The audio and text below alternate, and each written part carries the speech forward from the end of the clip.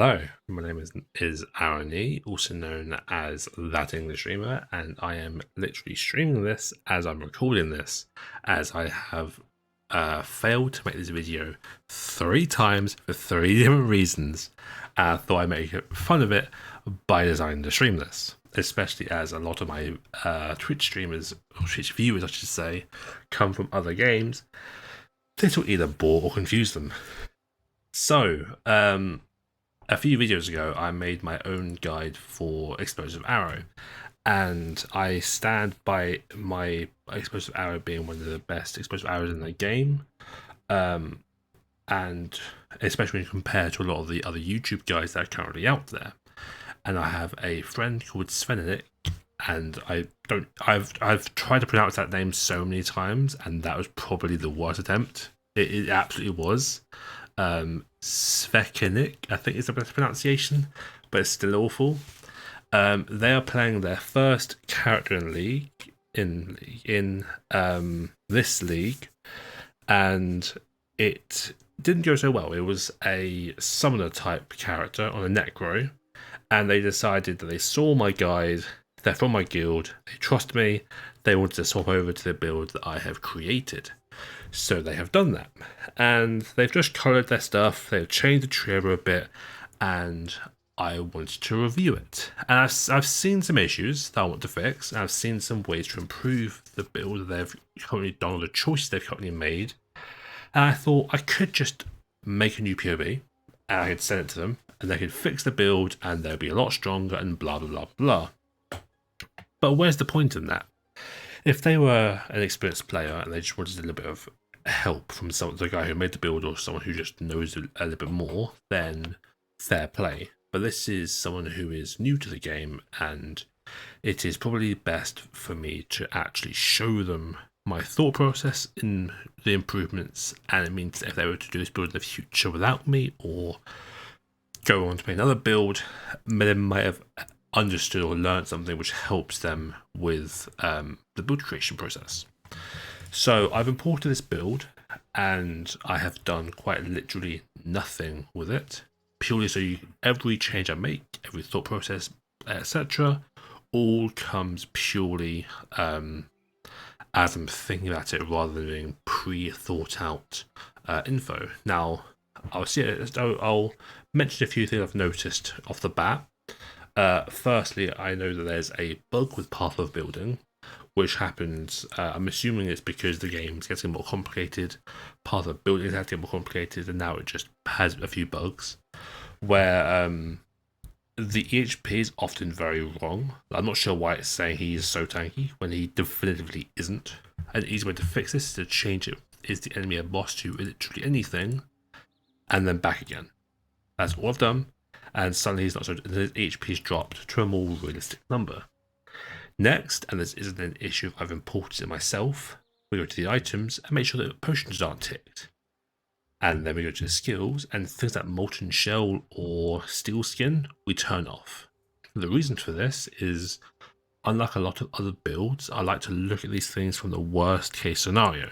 Even with my build, where you have a focus on your molten shell being up for longer, that we have reduced cooling rates here, we have increased duration, there is still a fairly long period of time where it is down. I think that is around a second and a half every like 10 seconds, which might not sound like a big amount, but if you're saying your defensiveness is only up when you have molten shell up, that period of time you are very, very vulnerable to dying.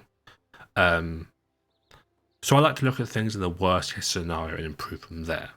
So the first I'm noticing is that he has a negative mana reservation, which means he's not running some of his auras, and that is expected. He needs to be doing a fair bit more to have all the auras on, but I know that currently he is not running his banner, which is fine because it is the least impactful one of the lot, and he's still in the negatives. So there are two main parts of the tree dedicated to mana reservation efficiency. The first one's down here with determination, and the second one's over here with grace, which we can see has nothing on there. So we put Grace over here. We can see we're now in the positives of 27. Generally, if you're at 19 or above, you're doing fine. Next up, I want to look at his DPS. So we change this to explosive arrow. Let's quickly run over these numbers. Ignore average damage. That's damage on the arrow actually hitting. Even at endgame, this is going to be nearly 0, as we don't really do physical damage. The hit chance is obviously the chance that the arrow's going to hit rather than just randomly fly through the enemy. Ignite damage is the damage per second the ignite is doing after the arrow explodes. The total damage per ignite is if you shot one arrow into an opponent and it exploded, then ignited. Through the duration of the entire ignite, how much damage will that single ignite do is looking at just over 40,000. Burning ground is created from them being hit. So it's actually being caused by not frenzy. The flame surge is causing that. If we were to remove that, the burning ground goes. We also have the total DPS, which is total damage over time per second being the ignite and the burning ground. You can look at this number if you wish, but I don't really care for it. And combined damage is the burning ground and the ignite full period of times done together.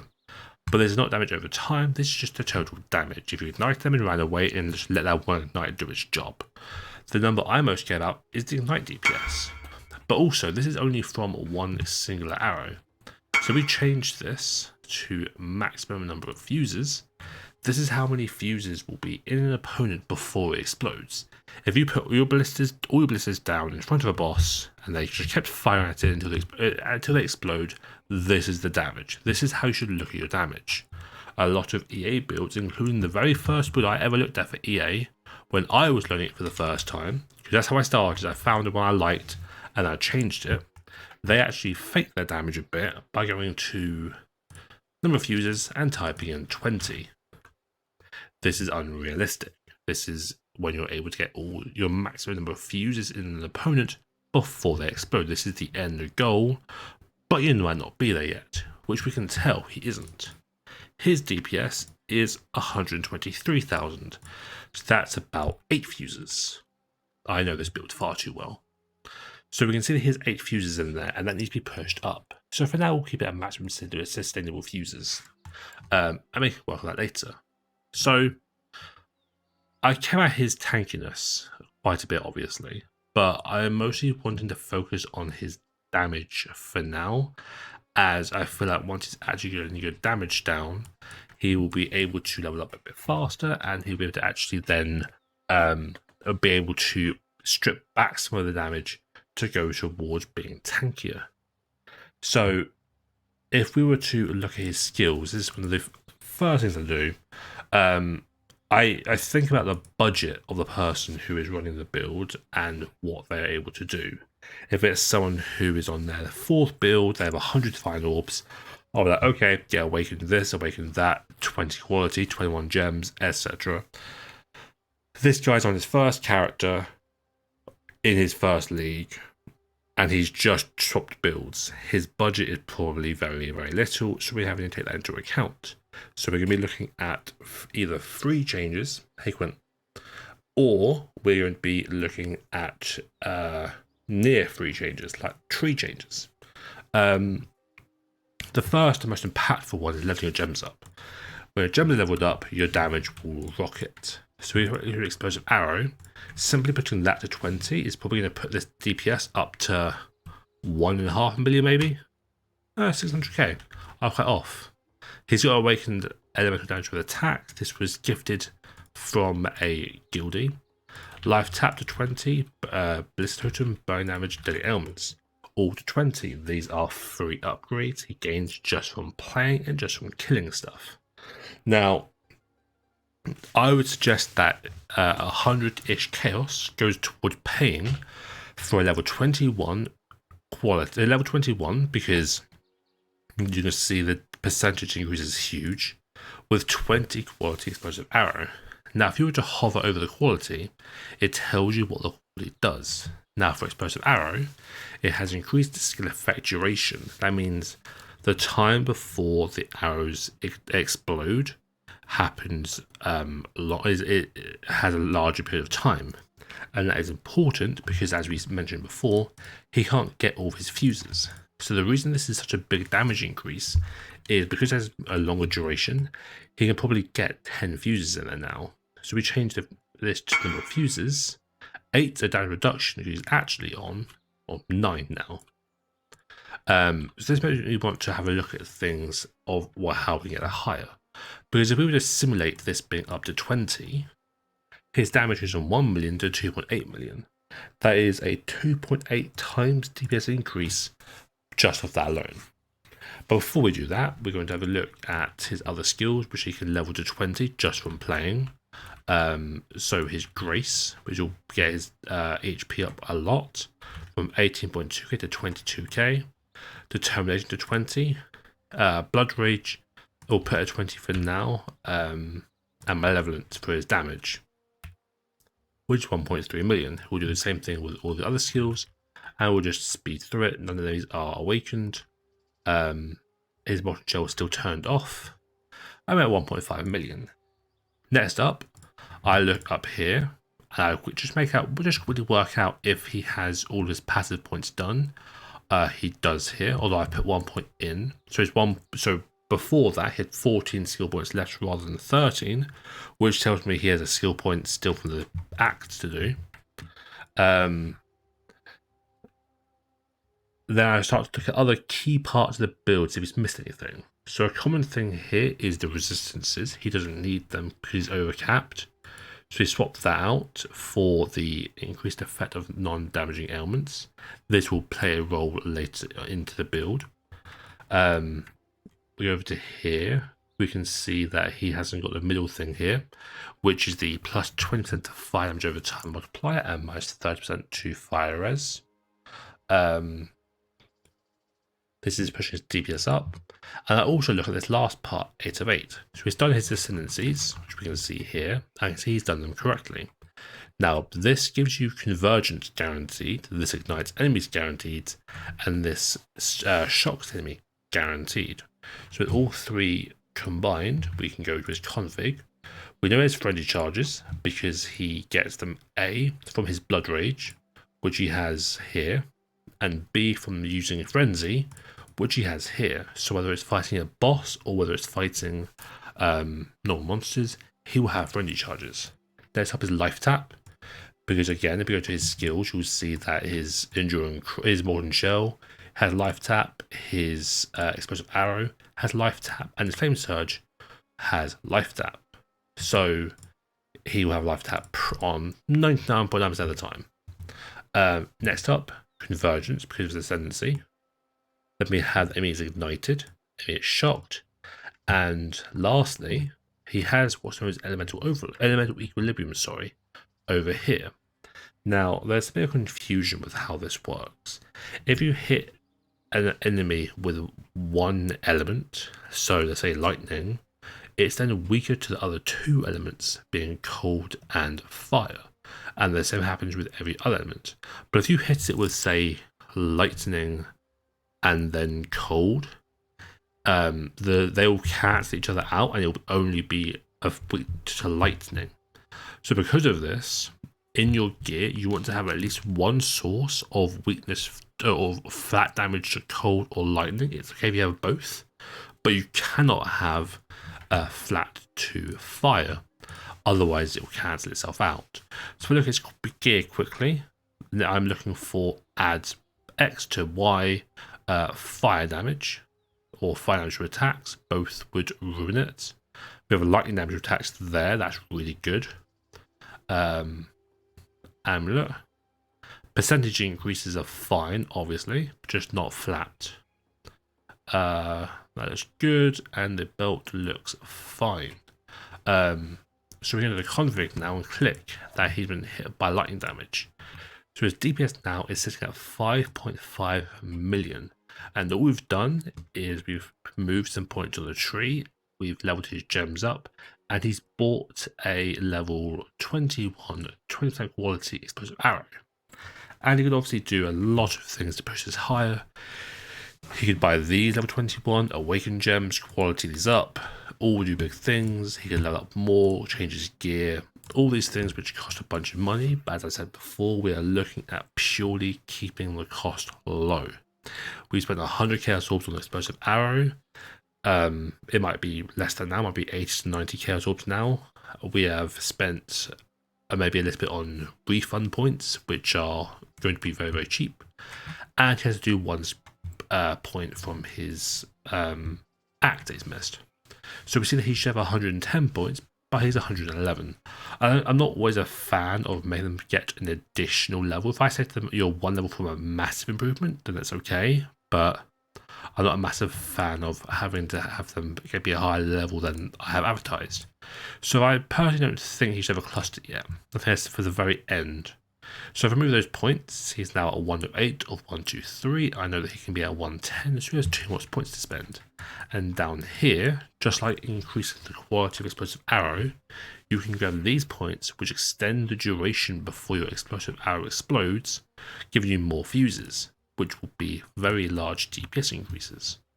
So we're now back to 110 with the 13 skill points unspent, and its DPS is now 6,666,000. I think we started this at what, 150k? So we go and check his fuses. We can see that he is now sitting at 13 fuses. Now there are 3 determining factors for how many fuses you get on the opponent. There's your attack speed, there is your skill effect duration, and there's your accuracy. Now, I personally like to have an accuracy of around 94% and higher. We can see his is quite far below. Now, one thing I do is I like to see if we gain accuracy, how much will that help? So we just say plus 1,000 to accuracy. We can see that that pushes his damage up from 6.6 million to 8.7 because his accuracy's hit chance has gone up. But if we were to push that higher, does that push his DPS higher? It does to 9.4, or even higher, to 10.2. So he's going to scale very, very well with accuracy. He gains a 50% damage increase multiplier just off of accuracy. Now, a really solid place to get accuracy from is your quiver. So look at his quiver, and I'm thinking to myself, is there anything on there that he's going to struggle without? And the answer is actually no.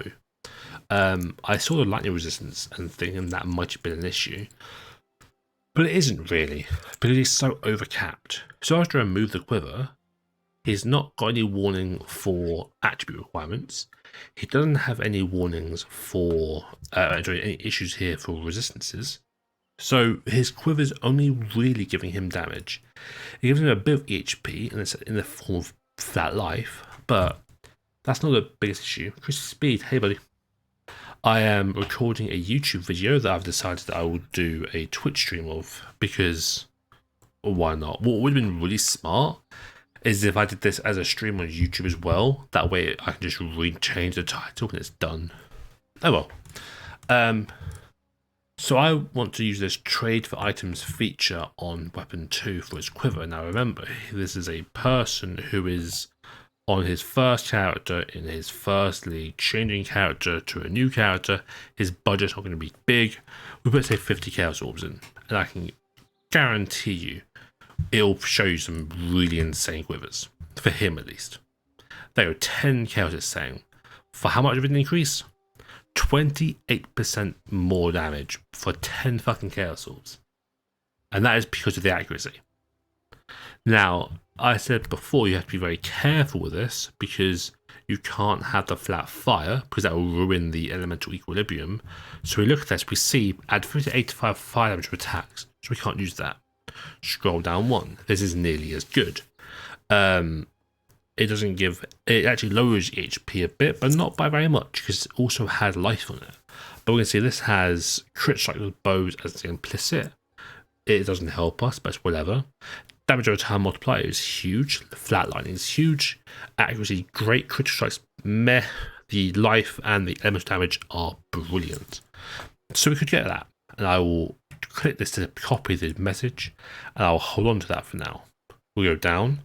This here has doesn't have the health. It has not quite as much damage, but it's only 10 Chaos Orbs. So I'd then have two options here. I can either go for something. I can either propose to him a 50 Chaos one, which won't be his endgame one, not close to it, but it's really solid for now. Or if you really want to go tight with his budget, you can go for this, which is still a massive increase.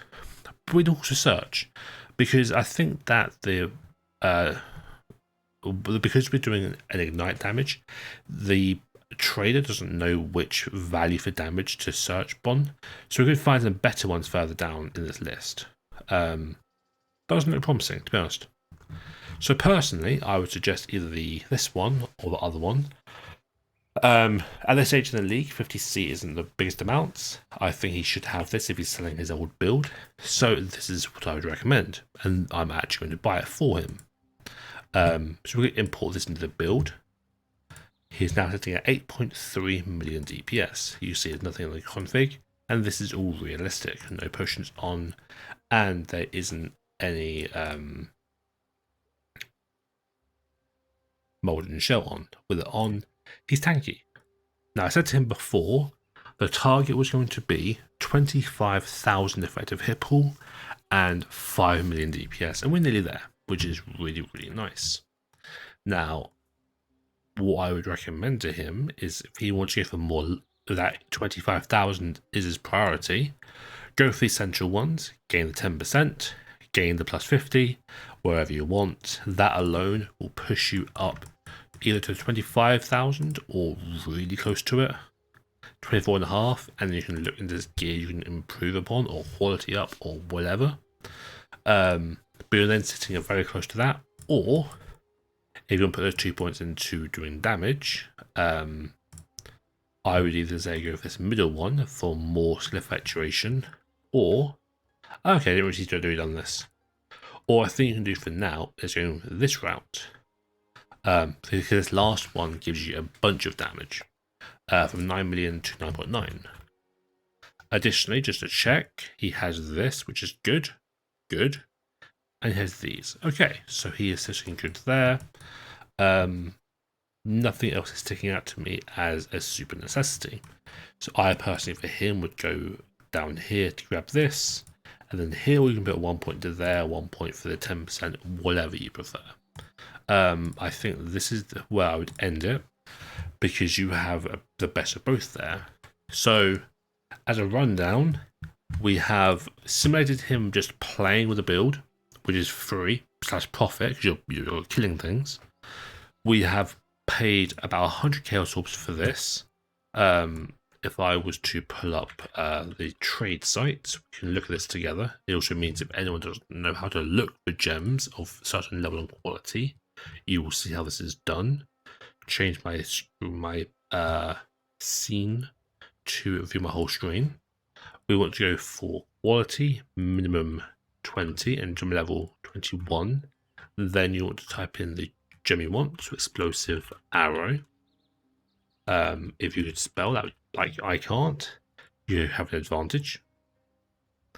105, it's gone up a bit in price. But this is something you're going to be having for the end of the game. This is a huge increase that will just be done. So it's a bit of an expense, but it's a permanent expense that you're not going to improve upon or not going to change. Even to a 21-23, it won't help you later on. So I think this is one of the most important things to buy. Back to POE. We've then simulated a 50 Chaos Orb quiver. I've kept everything else the same for him, and we've changed the tree a little bit. And we have gone slightly over with the points now. That's because I've put the extra points in here, which he can get later if he wants. But we've gone to 23,000 effective hit pool from, I believe he was on about 8,000 before. And we have got him up to 9.1 nearly million DPS from, I think it was 160,000. All for very little. Now, if I was to get him to go further, we know that accuracy still plays a big role. So +1, say 1000 accuracy, puts him up to 10.7 million DPS. So that is a nearly 20% DPS increase just from accuracy. Now, I've seen he has an open dual socket there. He's one socket away from here. In fact, he has that socket. So I'd be looking at potentially going for those. I still think you can leave this till later, the cluster duel. I think that's more crucial to finish off the main tree first. But he's getting there. He's getting there. I would go for the duel there. I would go for the duel there and duel here. I would get things like damage over time multiplier. I would get ailment you inflict, do damage percentage faster. And at the top of them all, I would get percentage increased global accuracy rating. Or at least one of them having mana reservation and stuff.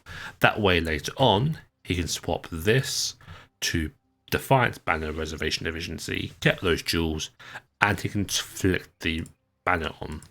But for now, 5 evasion rating as armor is still going to be very nice for him. But this is where we sit at. He is now 11 points away from being maxed, which puts him at level 89. So he's 2 levels away from doing this. You could again just remove these. And you're still at a very respectable stage. But this is how I would improve. If you want to be looking at his gear, I would do. I don't think he needs the ring. I've seen a lot of people use this. I don't think it's that good. I'd remove that. This is another thing I'm looking at, because I think jewelry is good to improve, but I'm noticing a big issue here, which I'm going to quickly fix before the end. I'll put these back on. Plus 50 max life. I also think it's crucial because it only costs, I think, 20 chaos orbs for your amulet, Tempest Choker, to be anointed with watchtowers. Because if we do that, his damage goes up by another 34%. Just from anointing. And it's now sitting at 12.2 million DPS. So with just a few changes, an anointment, leveling up jewels, he goes from 150-ish thousand DPS, you can see from the start of the video, and I think it was about 8,000 HP, to having his EHP triple to 24,000, and his DPS increased nearly 100 times, all the way up to 12.2 million. At this stage, I would say you are going to be comfortable running white and yellow maps, arguably running red maps without too many issues. You might have random one-hit KOs here and there, but you would run these comfortably. And you have a lot of room of improvement, especially as you have these open dual sockets. But yeah, I'd actually say until you buy them, you could replace them and you're back at your matching level. But yeah, that's how I do this. And those are my thought processes behind these things. I could go into a further detail of this. What I would really enjoy doing is if more people are wanting me to look and review their builds, I should have several different builds, potentially with different issues, and I would go and have a look at how I'd fix them and how I'd improve upon them, and we'll make a video about them to show all the different things I'm looking at, because it's almost like a checklist of these things. But anyway, I hope this has helped, and I hope you enjoyed. I'm sorry it was so long. I did say at the start, I think, that this was going to be quite a scatterbrain video, but here we go. Thank you all for watching, and I will see you in the next one. Take care.